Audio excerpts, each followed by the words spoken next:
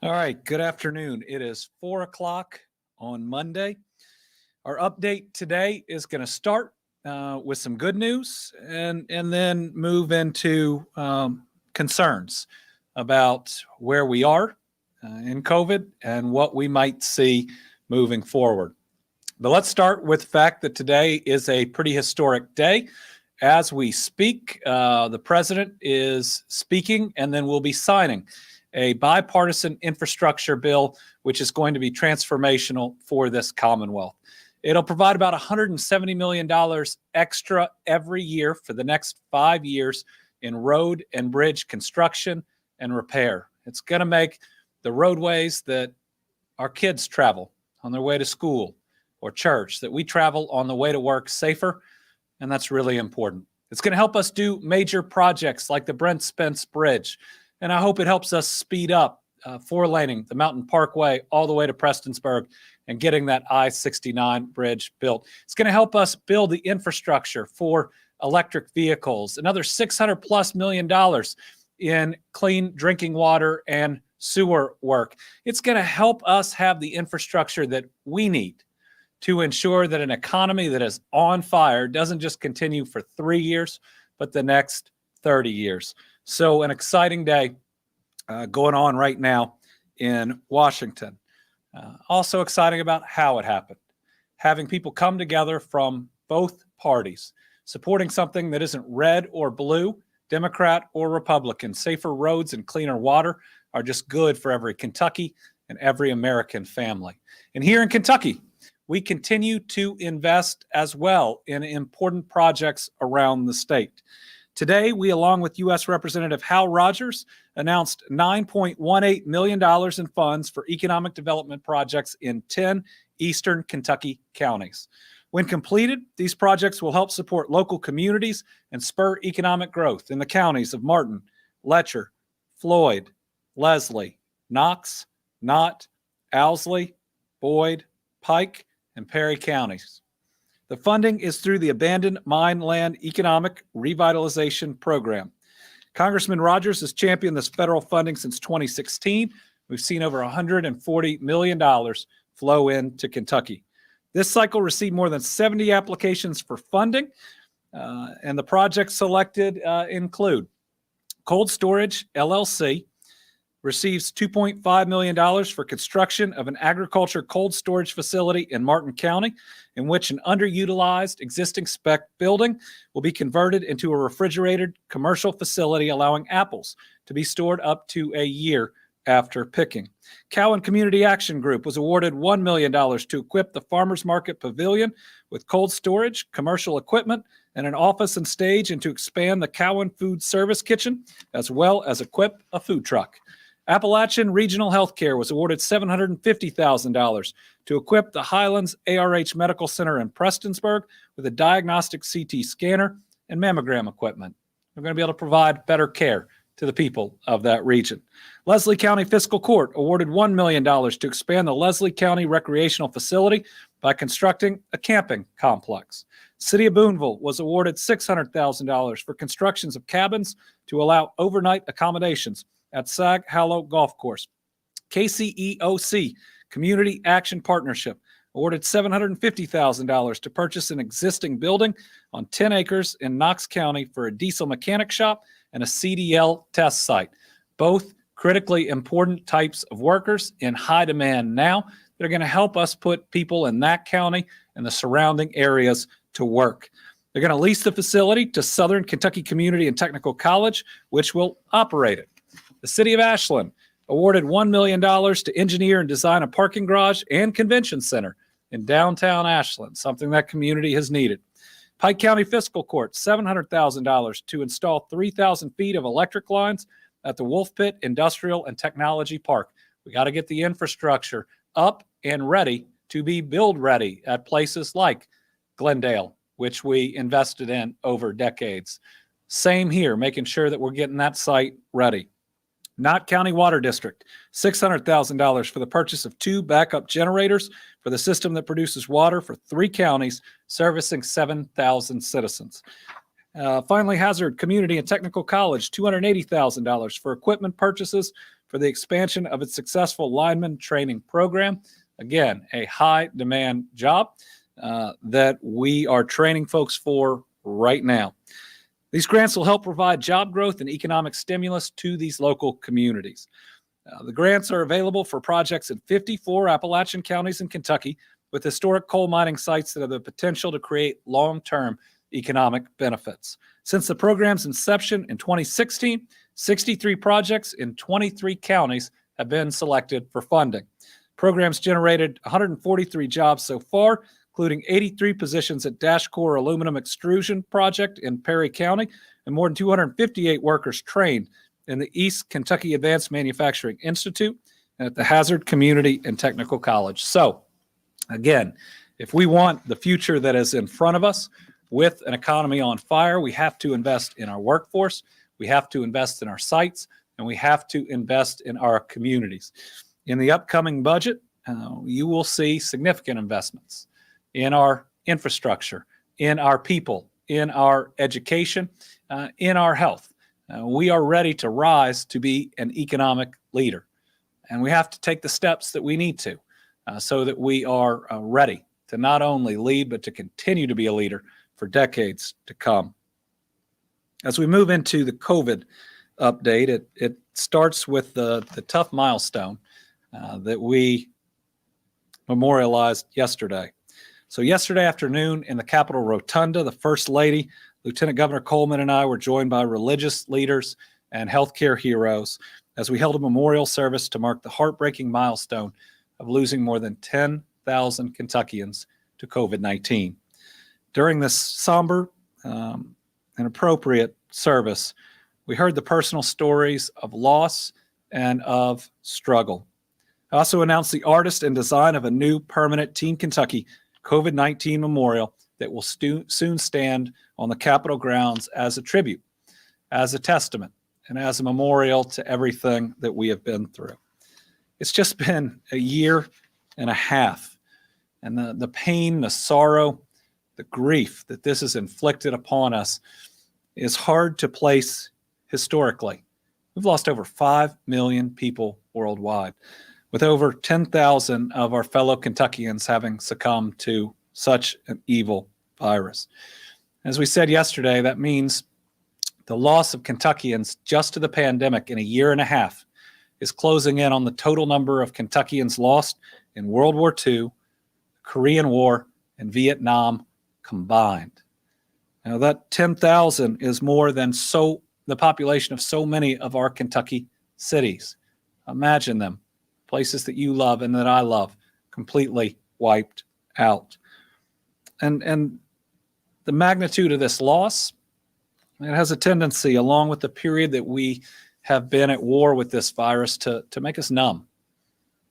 And a big part of both hearing from the families that have lost, to the healthcare heroes, to the rest, is that we cannot grow numb. As we'll talk about in a minute, this virus likely isn't finished with us, as we're seeing rises in cases in Europe. And the family that we lose today is just as important as that very first family that we collectively mourn for, and we turned hundreds of thousands of green lights on. Now, when we look back on our fight against this virus, we're going to look at the whole time about what we were doing and how hard we were fighting, not at the beginning. And that's why we need everybody, collectively as a Commonwealth, to do the things now with more tools that we know can help protect us. Getting vaccinated protects you at a time when the virus is the most deadly. Getting vaccinated protects the family that are around you so that it's less likely that that virus is transmitted to them.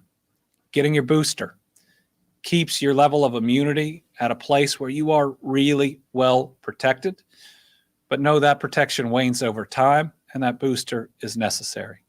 Getting your kids vaccinated is the way that we keep them in school. We get their life back to normal, or as normal as we can during these times, and it's how we protect those around us. It's how we protect those kids grandparents, the folks that come into their schools, the folks they interact with every single day, and yes, we'll talk about a little later, them themselves. It's part of our obligation to ensuring we never forget those lost and for those sacrificing right now. This COVID-19 memorial is going to be special. Amanda Matthews is a sculptor and a painter who was born in Louisville, now based in Lexington. Amanda is also the CEO of Prometheus Foundry, which focuses on public art, monuments, and conservation. Amanda's winning design for this Teen Kentucky Memorial project is titled United We Stand, Divided We Fall, after our state motto. It is going to be a special place where people can bring their kids to remember those we've lost, to remember the very best of us that we saw during this time, and maybe just to collectively thank those that have sacrificed so much during this pandemic. We haven't had a more deadly moment in our lifetimes. This is the third leading cause of death last year and this year. Only cancer and heart disease are more deadly.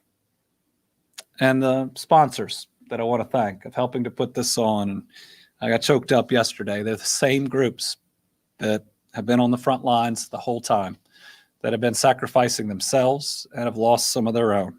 There are hospital systems that even when we didn't have the right PPE, still took care of us.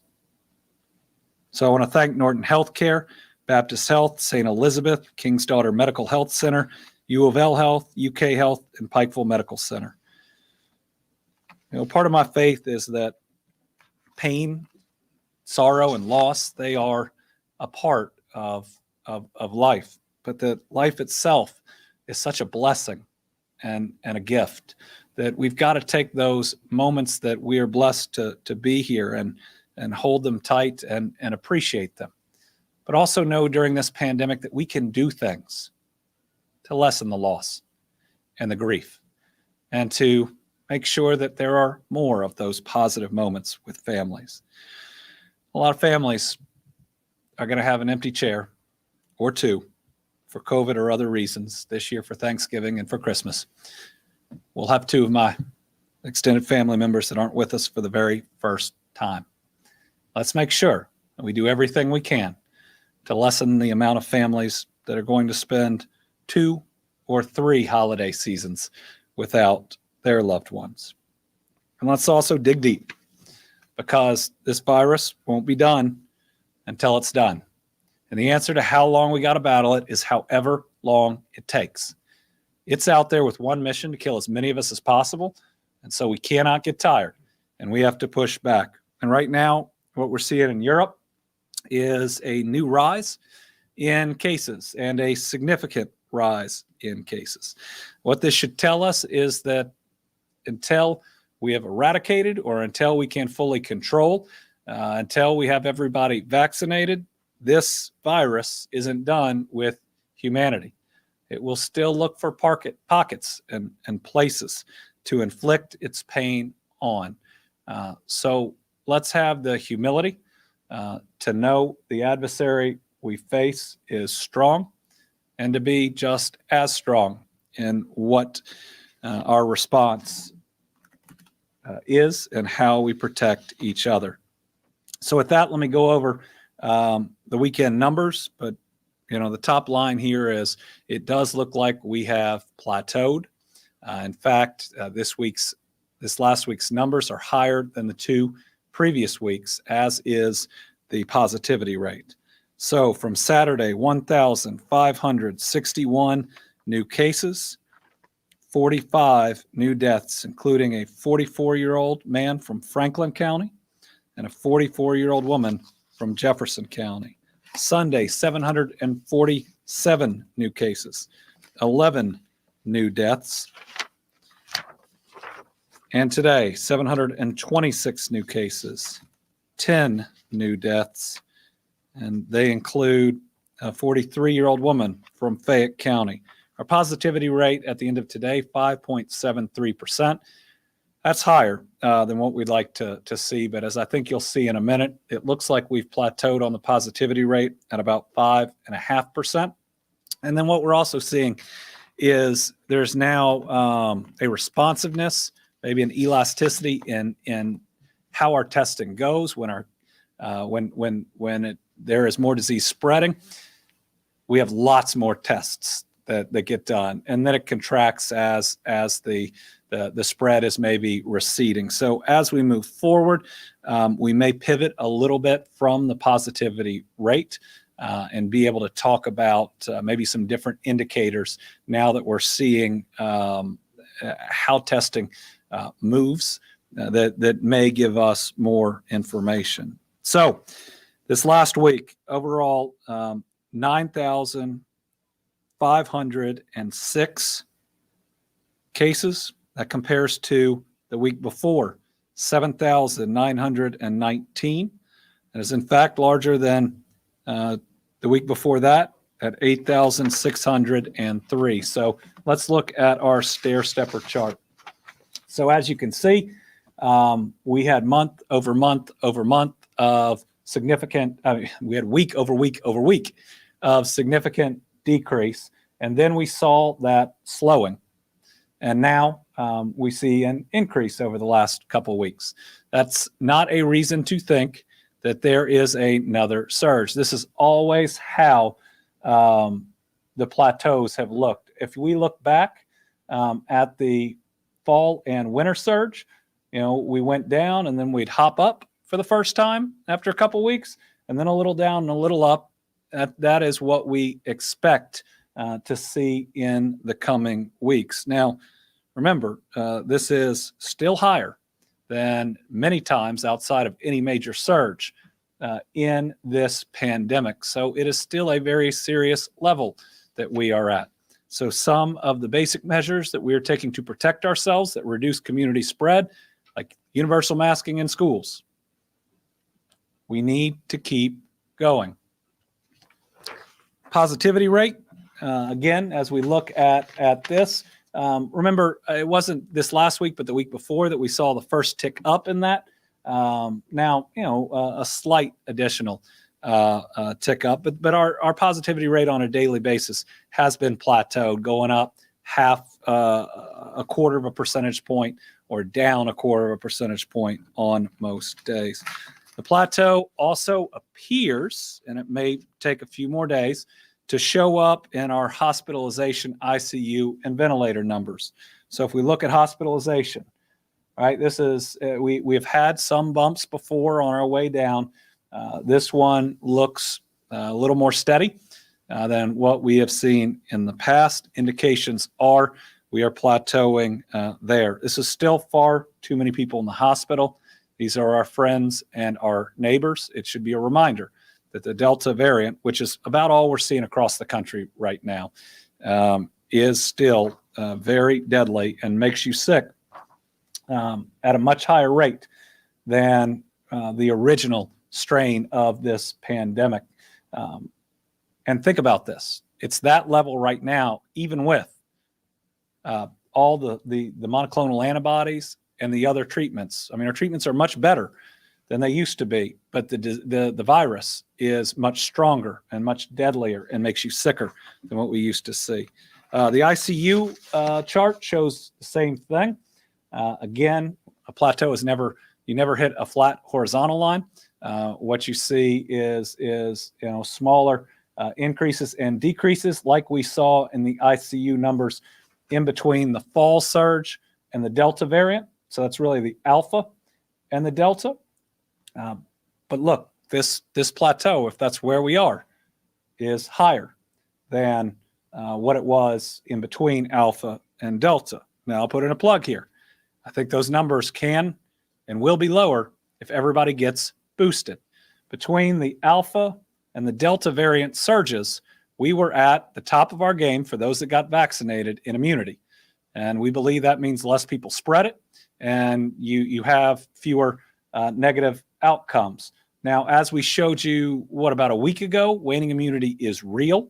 And we have every month more vaccinated individuals as a percentage, making up those that are hospitalized. That is a direct result of waning immunity that you can do something about. So get your booster shot. And then finally, the ventilator statistics, not as significant as the rest. That still appears generally to be going down, which is what we want to see. It's certainly our hope as we get additional treatments and options and more kids and the rest vaccinated, that this number will get down to the lower levels that it used to be. A couple of other points to make. Monoclonal antibodies. The supply nationwide is down, but the supply we have still exceeds the demand. So we are in an okay place with monoclonal antibodies. But if we were to have another surge like we did before, there wouldn't be close to enough nationwide. So again, it's a good reminder that right now we have enough to treat anybody who needs it. And that is a blessing. But we got to play a little offense. In other words, getting people vaccinated to make sure that remains the case. We also cannot, at the moment, put our faith in some of the other therapeutics that are out there. We're reading about them. We're excited about them, whether that's AZD, whether that's the new Pfizer pill version. They're all going to be incredibly scarce for a long period of time. The only way you're going to be able to get them is actually seeing a doctor. And while there is a hope that at some point there'd even be medication if you were exposed to somebody that you could take, that we get somewhere to that Tamiflu level, we are a long way off from that. So as we approach, and I'll talk about it in a minute, Thanksgiving and Christmas, remember how deadly that period was last year. K through 12, we've now performed over 220,000 tests in that program that we set up with schools, and over 1,300 schools are participating in some way. Final smaller point, we are working to close the books on cases, deaths in 2020, working with the CDC on that. I know that seems like it was a while ago, but that's the way that the CDC works, and that they continue to have you work the data. Two things are going to, is what we're seeing. Number one, we are seeing some death certificates where COVID was not listed as an original cause, that it's come back and for all the right reasons added. We're working on how to pick that up because we just get the initial death certificate as it is filed. The second piece that we are working on is some death certificates just used a numerical code that would indicate COVID as opposed to the text, which makes the searches challenging.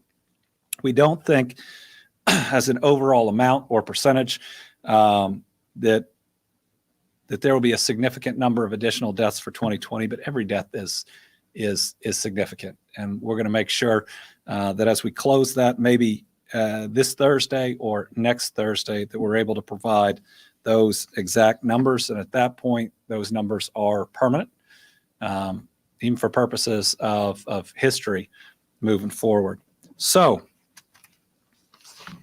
we've been through, when we look at the Delta variant and we look at where our hospitals were and overrun and how many people have died, we've been through hell.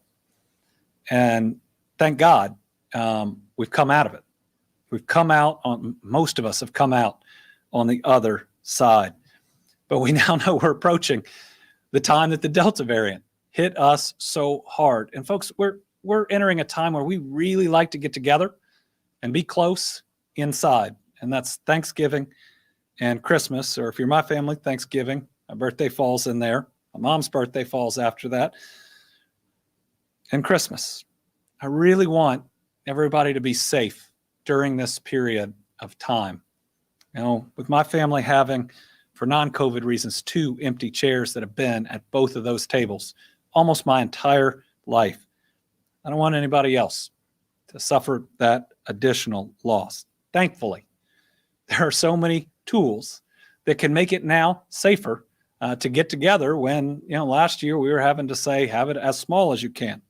So, number one thing that can make your Thanksgiving or your Christmas safe is get everybody vaccinated, right? I mean, it's a tool where you can be together not be worried about it. That we're going to recommend a couple of other things and be safe. So if you have not been vaccinated, go out and get that shot as quickly as you can. I think you can be fully vaccinated by Christmas for that, and that's going to protect those people that you love. If you've been vaccinated, get your booster. Get it before Thanksgiving. That'll make it safer for you at Thanksgiving and beyond. I know we had all prayed that it would be available last year before that. It turned out to be in January, and there was a lot of loss from families that had gotten together. So, booster eligibility. If you received J&J at least 2 months ago, go get a booster. No matter what. If you're 65 or older, go get a booster. If you are 18 and older living in a long-term care setting, go get a booster. If you're 18 years or older and have underlying medical conditions, go get a booster. If you're 18 years or older and work in a public-facing setting, go get a booster. But I'll tell you what, there are a number of other states, just 4 or 5, I think, that just recently issued executive orders saying everybody could go get a booster. I'm going to look at it. We're going to analyze it because everybody should be able to get a booster 6 months after their second shot as quickly as we can. I believe that that's the way that we fight off the next wave, and I believe the federal government will come back around to it and to that decision at some point. You know, they take into account so many factors, the number of unvaccinated individuals that are still out there. Hard to get them vaccinated. They are slowly getting vaccinated, but we have enough right now to do both. So we need to, I believe, as a country, open it up to everybody. Start protecting children 5 through 11 by getting them their first dose of vaccine. And remember, get them the second dose 3 weeks later, because this is Pfizer. And remember, they're not fully vaccinated until 2 weeks after that. So I'd also recommend before the holidays, getting tested close to it. It's really easy. You can go in and then you know, right? You never want to go to a family gathering if you were positive. And then folks that when we gather in large numbers indoors, you know, we have to recommend masking. But certainly those members that are not vaccinated or fully vaccinated really should consider masking. So listen, these are holidays that I love. We're putting up the Christmas decorations right now. Some would argue it's too early, but you know what? After all we've been through, we're doing it right now. And it's really fun, right? It's really fun. I'm feeling this Christmas maybe in different and special ways. So let's make sure that there are only positive memories coming out of it. And if you share my faith, remember Christmas is about a lot more than just getting to do what we want to do. It's about celebrating the birth of the individual who taught us sacrifice and love and set the example about doing the right thing. So let's make sure we honor that in the way that we go about that holiday.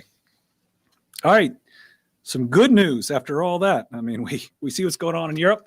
And we see the plateau. But over the weekend, 24,138 new vaccinations, new individuals being vaccinated in the Commonwealth of Kentucky. 425,401 Kentuckians have now been boosted. They've gotten their booster. That's 425,401. And in the first full week of 5 through 11-year-olds being eligible, 15,163 individuals vaccinated. We actually think this might double next week. If you look at, typically it takes about 3 days for us to get some of the numbers. And there are some school systems out there and some other groups that are doing an incredible job. So let's break down the demographics of our vaccinated population. We're still 58% of all Kentuckians, but of those now eligible, 5 years and older, ticked up 1% to 62, and the total 18 years and older. Remember, I always say these are people that get to make their own decision, now up to 71%. 75 and up, hanging at 89%. We really do. I mean, it seems like a great number, but it's the most vulnerable. We really do need to get that rest of that population vaccinated. 65 to 74 continues to be the demographic that is getting vaccinated at the fastest rate, 93%. 50 to 64 and 40 stayed the same. 40 to 49, up a point, 67%. This should go up because for the first time in the pandemic, this group is dying at a significant or a real rate. Prior, it was very rare. Now it's on just about every line list that I review at the end of each day. 25 to 39, up a percentage. And then the percentages stay the same all the way down to 5 through 11, which is right now at 4%. But for the very first week rolling it out, I think that this is a good sign. And I think we're going to see that increase. Now, there is a sentiment that's out there in the news. It's probably out there in society that there's a group of parents that want to wait and see. And I get that. I mean, I'm a parent and I love my children more than life itself. And my child has gone ahead and gotten vaccinated. I trust this vaccine that much. But the other thing that I'd encourage people to do if you're in that group is just also think about the holidays and the collective safety of that group and try to factor that in your decision and reach out and get information. I remember when my first was born, we didn't know my second was coming a year and 3 days later.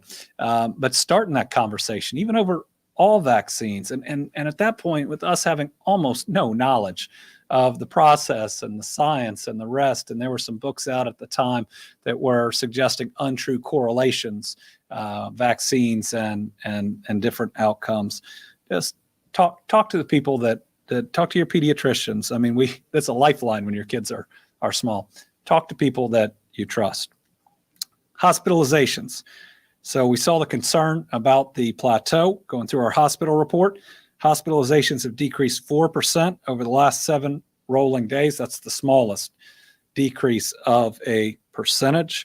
But we do have our least number of hospitals with critical staffing shortages in months, with only 36 of 96. And as we talked about monoclonals, again, less supply, but also less demand. All right, finally, we're going to talk about why that 5 to 11-year-old needs to get vaccinated.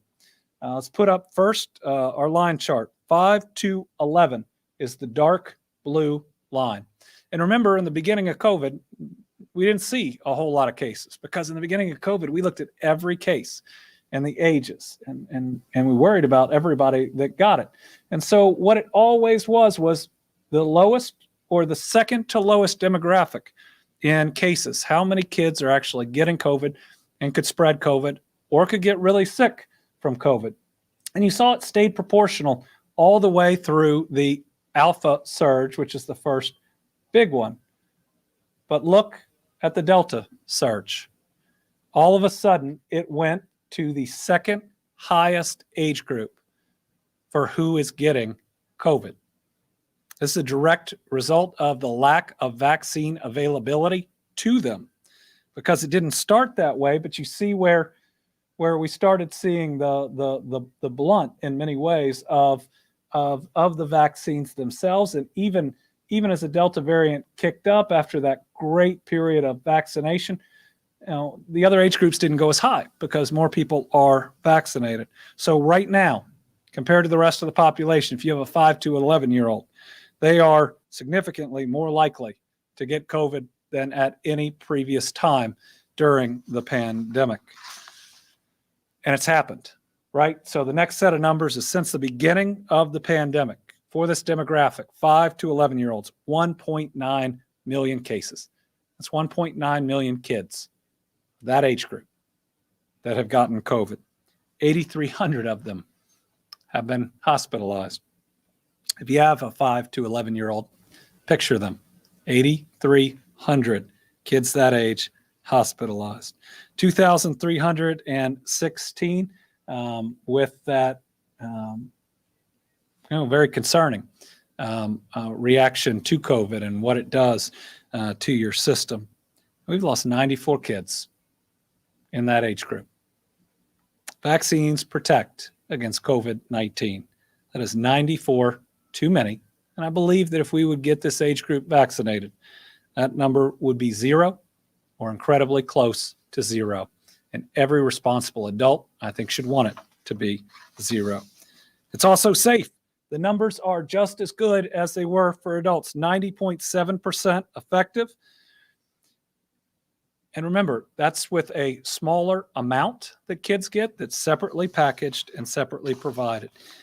Virtually every medical group here in Kentucky has looked at the science and encourages vaccinations.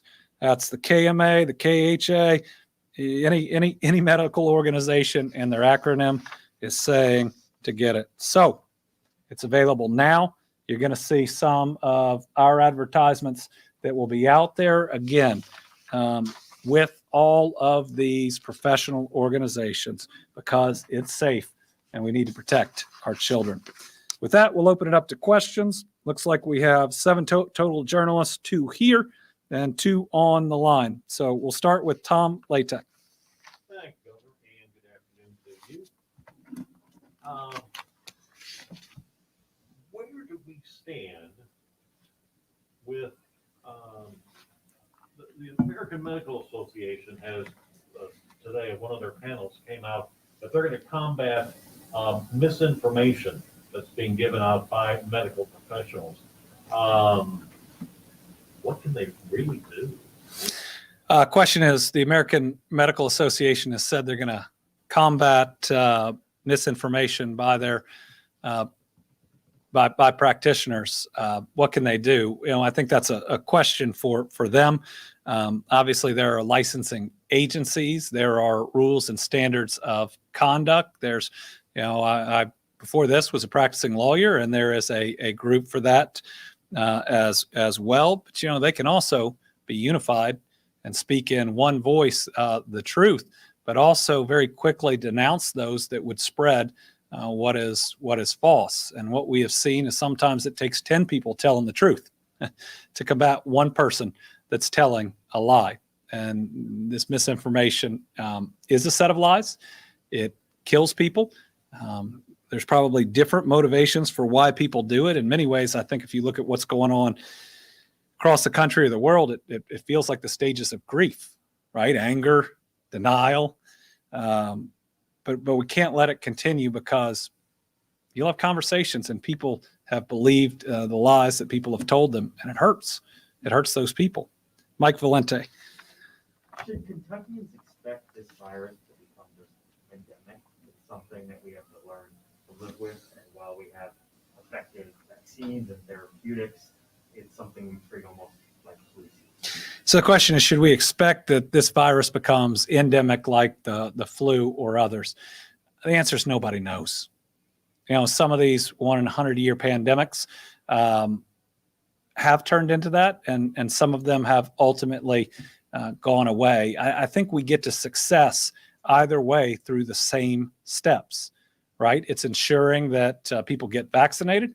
And if we need to get boosted from time to time and it tamps down the disease, let's do it. Certainly, as more vaccines get out to the rest of the world, our opportunity to get rid of it once and for all will be greater than ever before. I mean, when else in history did we have the opportunity over, and they always said it'd take a period of years to get it to the whole world, to get everybody in that period of time immunized. We also will have better treatment for it than at any time eventually throughout our history. So I still believe that we don't know and we will not know. Now, there's a lot of people who will provide commentary, but my goal is for us to beat it, for us to be able to get back to a full normal or even a better normal, whichever route we have to go. Karen Czar, WKY. Good afternoon, Governor. Thank you. Thank you, Rachel. You touched on booster shots, and we asked you that a few weeks ago, and you said the same thing, that you'd like everyone to get them. How close are you to falling in line with the few states who are just going to go ahead and allow them now? And a second question, several months ago, or earlier this year, there was an issue with the death toll being off because of reporting with the health department. Do you foresee that as potentially being another problem, or has that issue been taken care of permanently? Thank you. That issue has been taken care of permanently. Now we are seeing death certificates roll in from the last 3 or so months, which is a normal part of the process with hospitals and doctors being so overwhelmed. They were trying to keep people alive before they finished the certificates, which is fully understandable.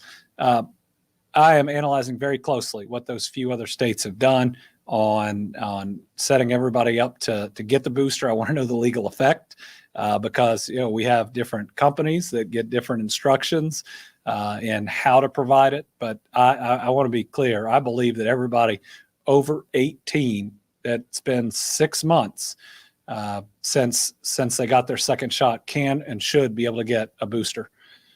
Debbie Yetter, Courier-Journal. Hi, Governor. I wanted to ask about the booster shots too. If you decide to go that route, what would it take for you to affect a ruling like that everyone should go ahead and get the booster shot? And aren't Kentucky's regulations already pretty lenient in that regard? So first, they are, I believe, lenient. I mean, I believe nationwide, 80% of people over 18 that have gotten a vaccine are eligible for a booster. And we're still looking over the law and what it would take to effectuate an opening for everybody. So that's something that we're looking at in real time, and hopefully I'll have some more information by Thursday on that. Stu Johnson, WEKU. Thanks, Governor. Good afternoon.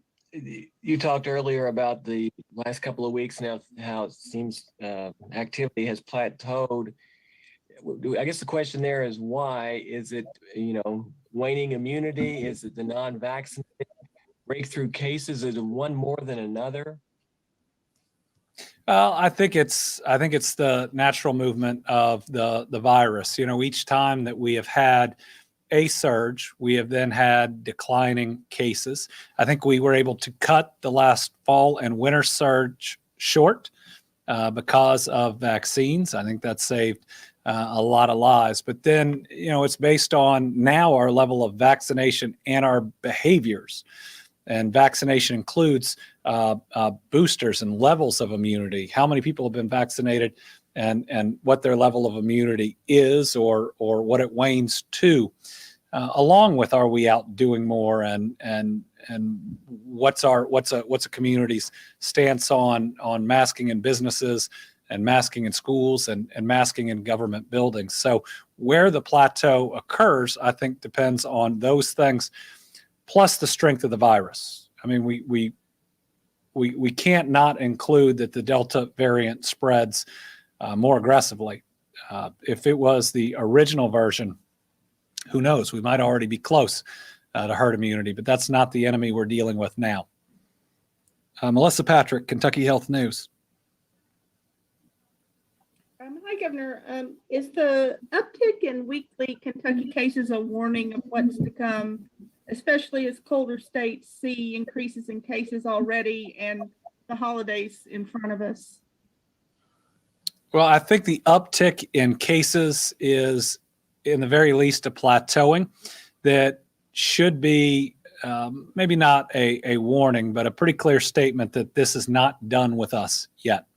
I don't think that it means that we are set for another increase, but the holiday season, in many ways, we shouldn't have to look at where we are in the last couple of weeks.